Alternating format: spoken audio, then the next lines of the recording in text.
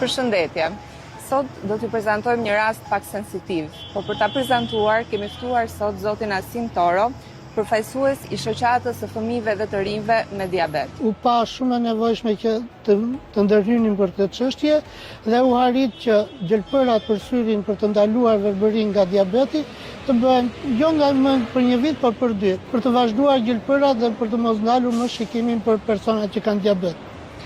Pra shoqata e fëmijëve dhe të rinjve me diabet dhe shoqata e të verbërve të Shqipërisë ju drejtuan platformës së bashkëqeverisjes me kërkesën për shtyrjen e afatit të rimbursimit të gjelpërës intravitreale për pacientët me probleme në shikim. Kjo gjelpër ishte e rimbursueshme për 1 vit, por një afat i pamjaftueshëm për disa nga pacientët të cilët kishin nevojë për trajtim më të gjatë. Gjelpëra në vetvete është e kushtueshme, por është shumë thelbësore për të parandaluar humbjen e shikimit të përhershëm në pacientët që kanë nevojë për të.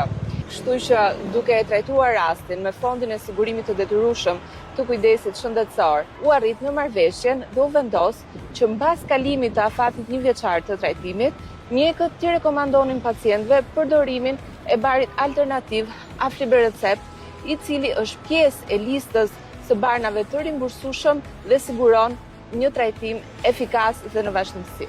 Gjej rast të falenderoj bashkëpunimin me shoqatën e të verbërve të Shqipërisë, me mjekët okulistik dhe aq më tepër me platformën e bashkëqeverisjes, e cila dha këtë zgjidhje sa më të shpejtë.